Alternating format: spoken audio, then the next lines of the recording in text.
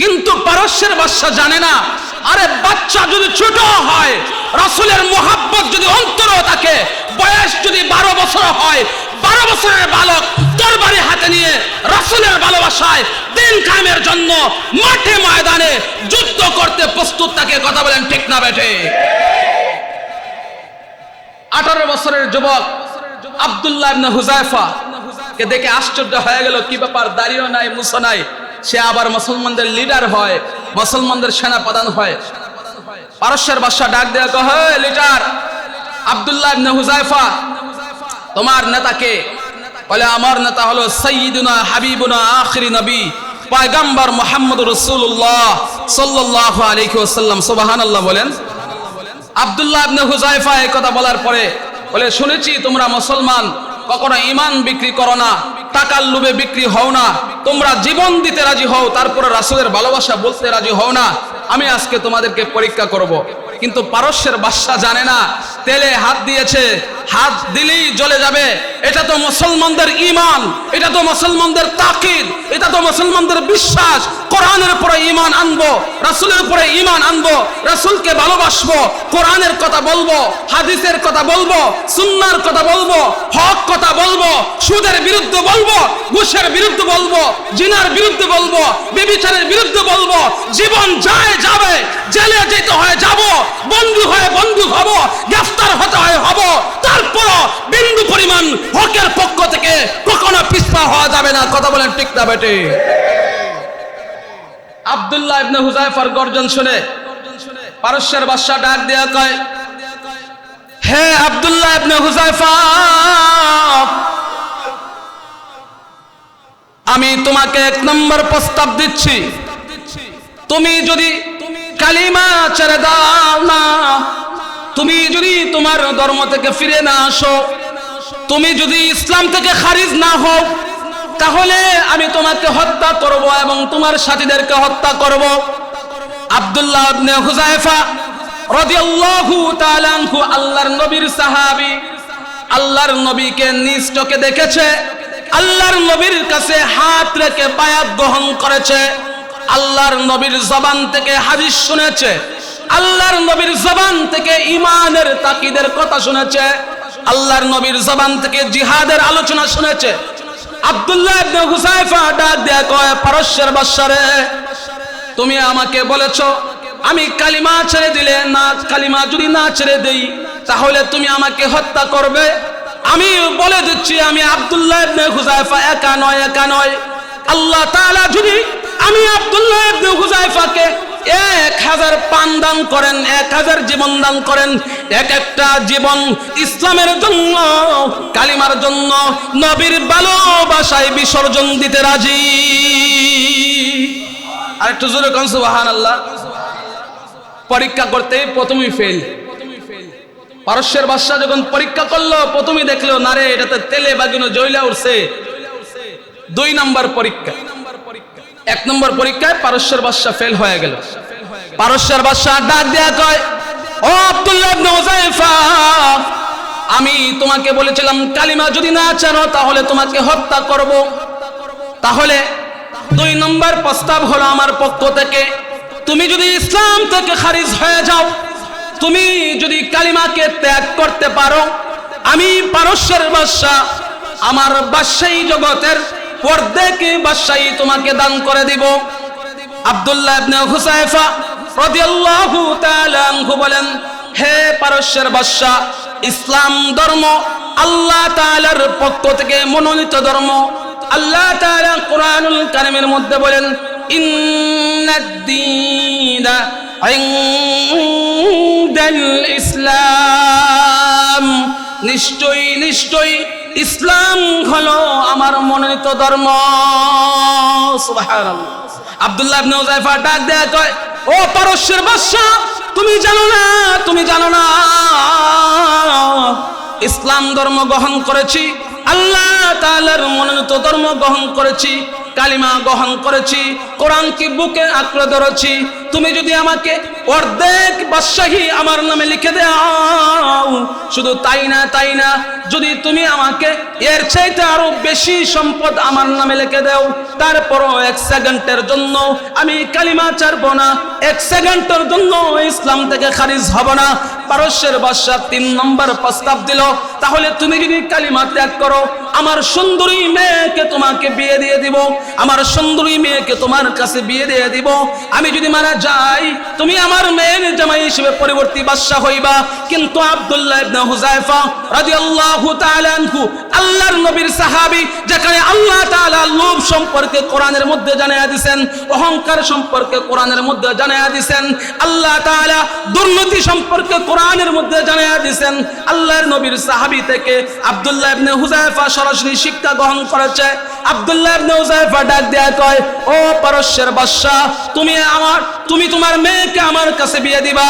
শুধু তাই নয়, তুমি যদি চন্দ্র এবং সূর্যটা আমার হাতের মধ্যে আনিয়া দাও এবং জান্নাত থেকে একটা হুর ফুরি আমার কাছে আনিয়া বিবাহ দাও, তারপরেও 1 মিনিটের জন্য ইসলাম ত্যাগ করতে পারবো না। মুসলমানদের ঈমান, আল্লাহর নবীর সাহাবী আব্দুল্লাহ ইবনে হুযায়ফাকে 1 নম্বর প্রস্তাব দিল কি? কালিমা যদি ত্যাগ না করো হত্যা করব। 2 নম্বর প্রস্তাব কি? যদি কালিমা ত্যাগ করো আমার বাহ্যিক জগতের অর্ধেক সম্পদ তোমার নামে লিখে দেব। 3 নম্বর প্রস্তাব দিল কি? যে তুমি যদি কালিমা ত্যাগ করতে পারো, তাহলে আমার মেয়েকে তোমার কাছে বিয়ে দিব। আমি স্পষ্ট ভাষায় বলতে চাই, আমি আপনাদের কাছে একটা প্রশ্ন করি, বলেন তো দেখি, আজকে যদি এই জামানায় কেমন মুসলমান থাকে বলে, প্রেসিডেন্ট যদি বলে আমার মেয়ে, একমাত্র মেয়েকে তোমার কাছে বিয়ে দিব, তুমি ইসলাম ত্যাগ করো, এরকম লোকের অভাব হবে? বলেন না, জোরে বলেন, এরকম লোকের অভাব হবে? জীবনে অভাব হবে না। অর্ধ সম্পত্তির কথা বলে দিয়েছিল, কিন্তু আল্লাহর নবীর সাহাবী আব্দুল্লাহ ইবনে হুযায়ফা সম্পদের লোভ দেখেন নাই, টাকার লোভ দেখেন নাই, অন্তরের মধ্যে নবীর ভালোবাসা গেঁথে দিয়েছেন। কিন্তু আমাদের জমানায় যদি আজকে অফার দেওয়া হয় যে তোমাকে অর্ধ পৃথিবীর সম্পদ দেওয়া হবে, ইসলাম ত্যাগ করে ফেলো, কোরআনের ভুল ব্যাখ্যা করো, কোরআনের হাদিসের ভুল ব্যাখ্যা করো, যা মন চা তা কথা বলো, আমার মতো মৌলবী একটা নয় 1000টা অর্ধ পৃথিবীর সম্পদ নিতে প্রস্তুত। কথা ঠিক না বেটি? এরকম মৌলবীর অভাব আছে বাংলাদেশে? এরকম মৌলবীর অভাব নাই। তারা হলো আল্লাহর নবীর সাহাবী, যাদের ঈমান টাকায় বিক্রি হয় না, সম্পদে বিক্রি হয় না, নারী বিক্রি হয় না, রাজত্ব বিক্রি হয় না, তারা হলো আল্লাহর নবীর সাহাবী। যদি আমার বাংলাদেশ হইতো, কথায় কথা চলে আসে, যদি আমার বাংলাদেশ হইতো, তাহলে নাস্তিক সরকারের কাছ থেকে টাকা খাইয়া বলতো এই জিনিসটা এটা হালাল নয়, এটা হারাম। হালালকে হারাম বানাইতো, হারামকে হালাল বানাইতো, বেদাতকে সুন্নাহ বানাইতো, সুন্নাহকে বেদাত বানাইতো। এই বাংলাদেশের মধ্যে তারা সরকারের টাকা খেয়ে খেয়ে হক কথা বলে না, কোরআনের অপব্যাখ্যা করে, কোরআনের সঠিক কথা বলে না, জিহাদের কথা বলে না, জিহাদ ইসলামী শাসন আন্দোলনের কথা বলে না, ইসলামী আন্দোলনের কথা বলে না, ইসলামের রাজনীতির কথা বলে না, যেটা আল্লাহ তাআলা কোরআনের মধ্যে ইসলামী রাজনীতিকে ফরজ করেছেন, এই কথা বলে না। সুন্নাহ বলে বলে জিন্দেগি পার করে দেয় একমাত্র টাকার লোভে। কথা বলেন ঠিক না বেটে? কিন্তু সাহাবীদের আদর্শ ছিল কোনো টাকা কাজে আসবে না, কোনো সম্পদ কাজে আসবে না, কোনো লোভ কাজে আসবে না। ঈমান এনেছি তো এনেছি, মরতে রাজি, ঈমান ছাড়তে রাজি না। 3 নম্বর প্রস্তাব গেল। 4 নম্বর প্রস্তাবে পারস্যের বাদশা 3টাতেই ব্যর্থ হলো। ঈমান পরীক্ষা তারা মজবুত। 4 নম্বর তারা পরীক্ষা করা শুরু করলো। বৈঠক বসলো, পারস্যের বাদশা বৈঠকে বসলো যে কি করা যায়। মুসলমানদের ঈমান এত মজবুত, আল্লাহর নবীর সাহাবী মুহাম্মদের উম্মতরা, মুহাম্মদের সাহাবীরা এত মজবুত, টাকার কাছেও বিক্রি হয় না, সম্পদের কাছেও বিক্রি হয় না, হত্যার ভয় দেখাইলাম তাও কালিমা ছাড়ে না। এখন কি করা যায়? পরামর্শ করার পরে বৈঠক থেকে সে সিদ্ধান্ত হলো যে হুজুরদেরকে যদি একেবারেই দুর্বল করতে হয়, তাহলে পিছনে নারী লেলিয়ে দিতে হবে। কথা ঠিক না বেটি? আর একটু জোরে কর।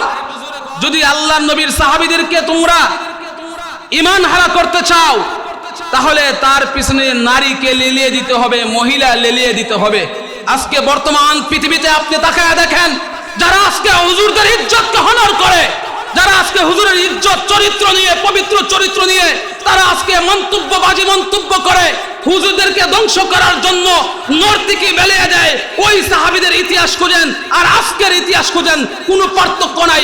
পারস্যের বাদশা নাস্তিক মুরতাদ কাফের ছিল, আর আজকের মুসলমানরা অধিকাংশ যারা হুজুরদের পিছনে মূর্তি কিনে নিয়ে দেয় তারা একেবারে মুনাফিক, টাটকা মুনাফিক ছাড়া আর কিছু নয়। কথা বলেন ঠিক না বেটে? বৈঠকে বসার পরে পারস্যের বাদশা তার উজিরকে জানায় দিল, হে আমার প্রশাসনের লোকেরা, মুসলমানদেরকে আমরা দুর্বল করতে পারি না, কোনোভাবেই দুর্বল করা সম্ভব হচ্ছে না। সারা পৃথিবী থেকে সুন্দরী নারীগুরু টাকার বিনিময়ে, দিরহামের বিনিময়ে, স্বর্ণের বিনিময়ে কিনে নিয়ে আসো, তারা যেন সুন্দর হইয়া আল্লাহর নবীর সাহাবী মুসলমানদের সামনে উলঙ্গ হয়ে হাঁটে, যাতে করে তারা জিনায় লিপ্ত হয়ে যায়, বেঈমান হয়ে যেতে পারে। পারস্যের বাদশার সিদ্ধান্ত অনুযায়ী বন্দী করা হলো। 17 জনকে 17 জন রুমের মধ্যে রাখা হলো। 17 জনকে 17 জন রুমের মধ্যে রাখিয়া বন্দী করিয়া হাত পা বাঁধিয়া রাখা হলো। 19 দিন পর্যন্ত তাদেরকে খানা দেওয়া হয় নাই, পানি দেওয়া হয় নাই, কোনো একটা খেজুর পর্যন্ত তাদের মুখে পড়ে নাই। 19 দিন পর্যন্ত তারা উপাস, কোনো কিছু খায় নাই। সুন্দরী মহিলাদেরকে আনা হলো। সর্বপ্রথমে মুসলমানদের লিডার 17 জনের কমান্ডার আব্দুল্লাহ ইবনে হুযায়ফা রাদিয়াল্লাহু তাআলা আনহুর ঘরের মধ্যে সুন্দরী মহিলাকে প্রবেশ করানো হলো। আব্দুল্লাহ ইবনে হুযায়ফা আল্লাহর নবীর সাহাবী নামাজের মধ্যে দাঁড়িয়ে গেলেন। আল্লাহর নবীর সাহাবী নামাজের মধ্যে দাঁড়িয়ে গেলেন, নামাজ পড়তেছেন, আল্লাহর সাথে কথা বলতেছেন, নামাজ পড়তেছেন, আল্লাহর সাথে কথা বলতেছেন। কারণ মুমিন বান্দা যখন নামাজে দাঁড়িয়ে যায়, আল্লাহর নবী বলেন মুমিন বান্দা নামাজে দাঁড়ানোর সাথে সাথে মুমিন বান্দা এবং আল্লাহর সাথে সম্পর্ক হয়ে যায়। আব্দুল্লাহ ইবনে হুযায়ফা নামাজে দাঁড়িয়ে গেলেন, মহিলা ঢুকলো। আব্দুল্লাহ ইবনে হুযায়ফা নামাজ শেষ করবে, মহিলা তাকায় রইছে যে কখন ওই মহিলার দিকে আল্লাহর নবীর সাহাবী তাকাইবে আর ঈমান হারা হয়ে যাবে। কিন্তু সে তো জানে না আল্লাহর নবীর সাহাবী 2 রাকাত নামাজ পড়লেন। ডান দিকে মহিলা উলঙ্গ অবস্থায় বৈশা রইল, আল্লাহর নবীর সাহাবীর সামনের দিকে ডান দিকে সালাম যেদিকে ফিরাইবেন। কিন্তু আল্লাহর নবীর সাহাবীর ঈমান কত মজবুত ছিল মুসলমান, শুনো, ভালো করে শুনো। আব্দুল্লাহ ইবনে হুযায়ফা 2 রাকাত নামাজ আদায় করার পরে সালাম ফিরাইয়া আবার আল্লাহু আকবার বলে দাঁড়ায়া গেলেন।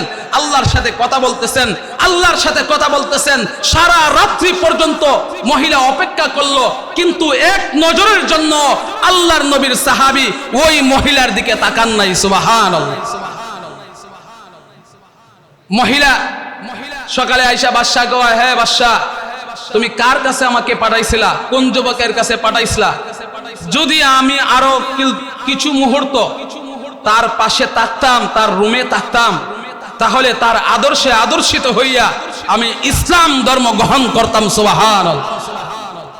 বাদশা দেখলো এখানেও ফেল, 5 নাম্বারও রাজি করাইতে পারলো না, ঈমান হারা করাইতে পারলো না। মুসলমানদের কিভাবে বেঈমান করাইবে চিন্তা ফিকরে মুক্ত হয়ে গেছে। 6 নাম্বার সে ডাক্তার ডাকলো যে আমার রাজত্বের মধ্যে সবচেয়ে বড় ডাক্তারকে। ডাক্তার হাজির হলো। হাজির হওয়ার পরে বলছে তারা তো এখন দুর্বল, তাদের খানা নাই, তাদের পিনা নাই, তাদের পানি পর্যন্ত দেওয়া হয় নাই, তারা একেবারে দুর্বল। তারপরও মুসলমান ঈমান হারা হচ্ছে না, তারপরও মুসলমানদেরকে ঈমান থেকে ত্যাগ করা যাচ্ছে না, কালিমা ত্যাগ করতেছে না, রাসূলের ভালোবাসা বলতে পারতেছে না। তাদেরকে কি করা যায়? ডাক্তার বলল তারা যেহেতু 19 দিন পর্যন্ত কোনো খানা নাই, পানি নাই, তাহলে তাদের বাল্স একেবারে দুর্বল হয়ে যাবে। আমার দায়িত্ব হলো আমি তাদের বাল্স পরীক্ষা করব। যখন তারা একেবারেই দুর্বল হয়ে যাবে, সকরাতের মধ্যে পড়ে যাবে, মৃত্যুর শয্যায় চলে আসবে, তখন আপনাকে আমি খবর দিব। আর আপনার পক্ষ থেকে শহরের গোশত বোনা করে রাখবেন এবং মদ্য জাতীয় মদ রাখবেন এবং তাদের সামনে পেশ করবেন।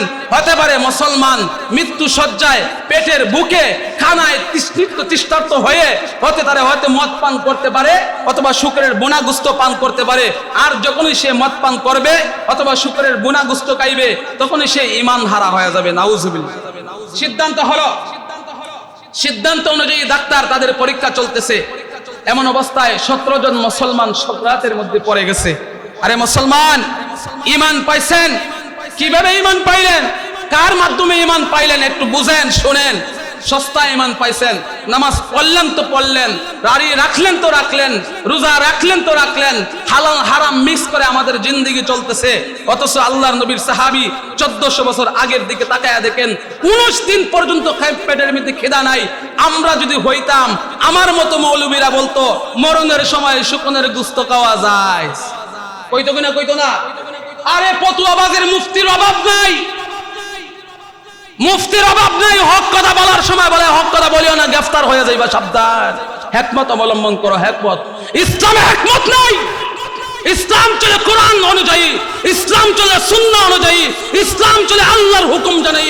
ইসলামে হিকমত অবলম্বন করার কোন রাস্তাই নাই। হিকমত যখন করতে হয় কোরআন হাদিসের বাইরে গিয়ে কোরআনের অনুযায়ী, সুন্নাহ অনুযায়ী, তখন হিকমত করতে হয়। যখন কোরআনের স্পষ্ট আইন থাকে, সুন্নাহর স্পষ্ট আইন থাকে, আল্লাহর বিধান থাকে, তখন হিকমত করা কোনো ধরনের প্রয়োজন নাই। এরা একমাত্র বন্ডামি ছাড়া আর কিছুই নয়।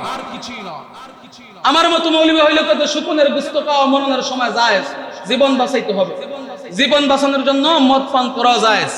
কিন্তু আল্লাহর নবীর সাহাবীরা দেখেন, ডাক্তার বলল সাথে সাথে বাদশা মহাজন তাদের অবস্থা ভালো নয়, তারা সকরাতের মধ্যে পড়ে গেছে, অল্প কিছুক্ষণের মধ্যে তারা মারা যাইতে পারে, সুতরাং তাদেরকে খানা পেশ করো। তাদের মাধ্যমে খানা পেশ করা হলো শুকনের গোশত।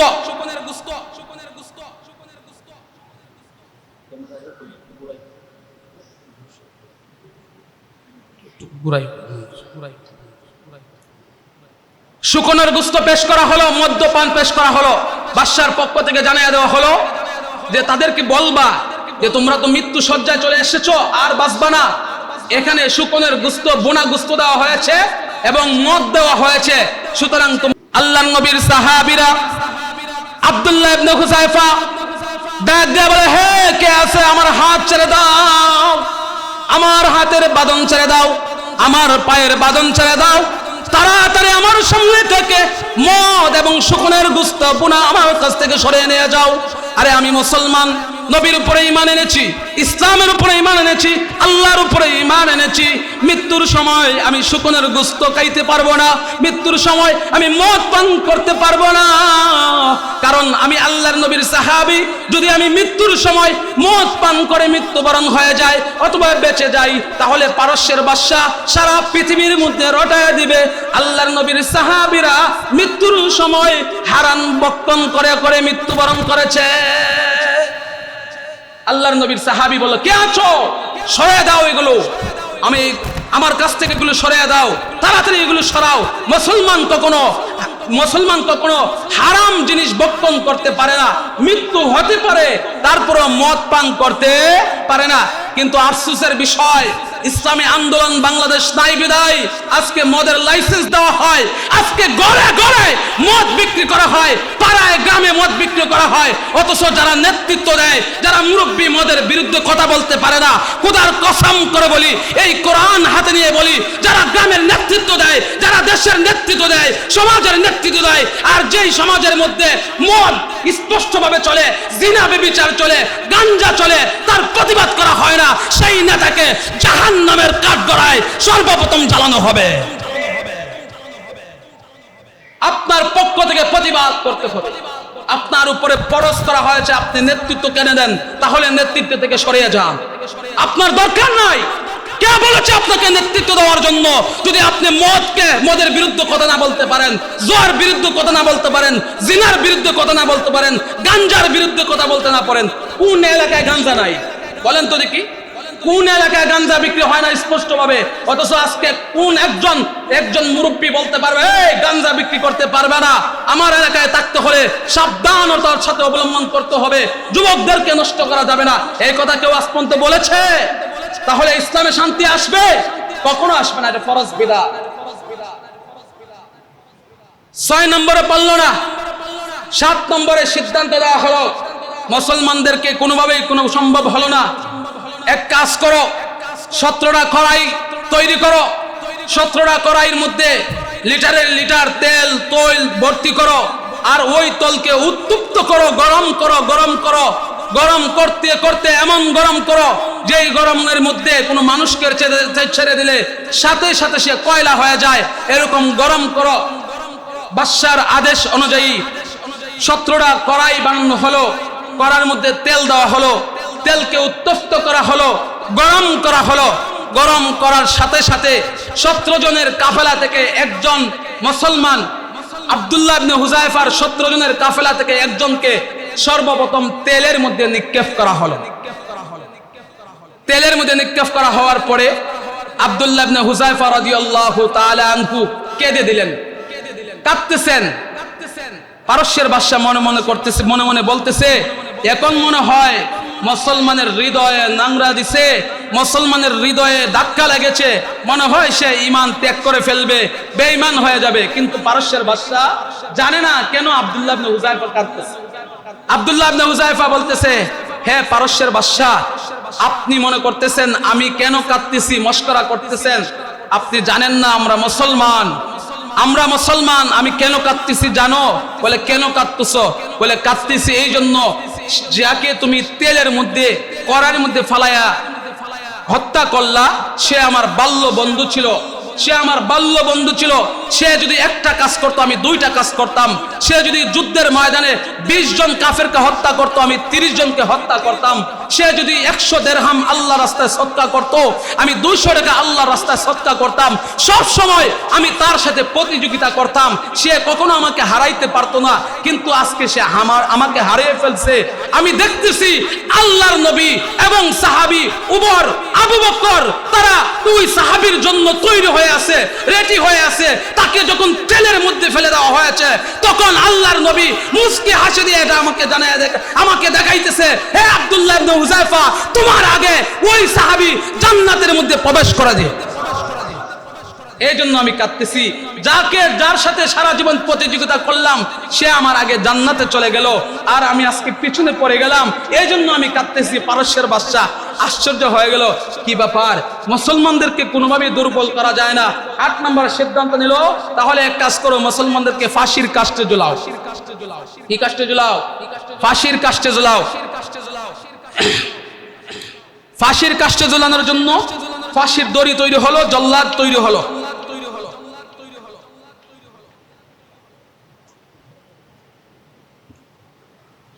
জল্লাদকে রেডি করা হলো।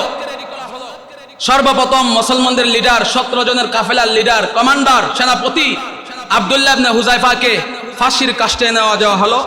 ফাঁসির কাস্টে নিয়ে যাওয়ার পরে বলেন তো দেখি, যারা ফাঁসি হয় তারা কি কখনো হাসে? বলেন না, তারা কখনো হাসে? কখনো হাসে না। কিন্তু আব্দুল্লাহ ইবনে হুযায়ফা মুস্কি মুস্কি হাসতেছে, সুবহানাল্লাহ। আর একটু জোরে কোন সুবহানাল্লাহ। মুসলমানদের ঈমান কত মজবুত দেখেন। আব্দুল্লাহ ইবনে হুযায়ফা হাসতেছে। পারস্যের বাদশা কি ব্যাপার, আশ্চর্য হয়ে গেল, এই তুমি কি আমার সাথে মস্করা করো, ঠাট্টা করো, হাসতেছে কেন? আব্দুল্লাহ ইবনে হুযায়ফা ডাক দিয়ে বলতেছে, হে পারস্যের বাদশা, আমি তোমার সাথে মস্করা করি না, আমি তোমার সাথে ঠাট্টা করতেছি না। তুমি যখন আমাকে ফাঁসির কাস্টে ঝুলাইছো, আমি গত রাত্রে স্বপ্ন দেখেছি আল্লাহর নবী আমাকে দাওয়াত দিচ্ছে, হে আব্দুল্লাহ ইবনে হুযায়ফা, তোমাকে যদি ফাঁসির কাস্টে ঝুলানো হয়, আমি মুহাম্মদ সাল্লাল্লাহু আলাইহি ওয়াসাল্লাম দ্বীনের উপরে অটল থাকার কারণে, নবীর মুহাব্বত তোমার অন্তরে থাকার কারণে আমি মুহাম্মদ তোমার জন্য রেডি, তোমার জন্য প্রস্তুত। তোমাকে ফাঁসি দেওয়া হবে আর আমি তোমাকে মেহমানদারি করাইয়া আল্লাহর তৈরি জান্নাতের মধ্যে প্রবেশ করাইয়া দেব।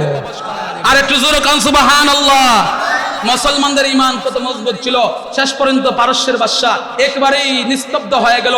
যাই হোক, লম্বা ঘটনা। নিস্তব্ধ হওয়ার পরে একটা সময় পারস্যের বাদশা মুসলমান হয়েছিল, মুসলমান হয়ে গিয়েছিল। লম্বা করতে চাচ্ছি না, আমি এই কথা বোঝাতে চাচ্ছি, সাহাবায়ে কেরাম দ্বীন এনেছেন আল্লাহর উপরে, রাসূলকে ভালোবেসেছেন, রাসূলকে ভালোবেসেছেন, দ্বীনের উপরে ঈমান এনেছেন, কোরআনের উপরে ঈমান এনেছেন, সুন্নাহর উপরে ঈমান এনেছেন। সাহাবীদের আদর্শে তারা সারা পৃথিবীকে লালিত স্বর্ণের মতো লাল করে দিয়ে গিয়েছে।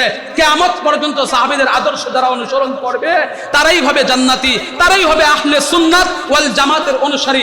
এজন্য আল্লাহর নবী বলেন, আমার উম্মতের মধ্যে 73টা দল হবে, সারা পৃথিবীর নয়।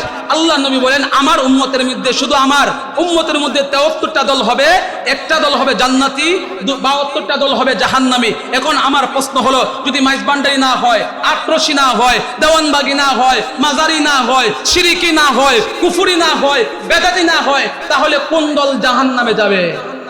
72টা দল জাহান্নামে যাইতে হবে না? এই জন্যই প্রশ্ন, আপনাদের মনে প্রশ্ন থাকে, আমি কার কথা শুনবো, কার কথা বুঝবো? এই হুজুরে বলে এটা, এই হুজুরে বলে এটা। আল্লাহ রাসূল কিন্তু বলেছেন 73টা দল।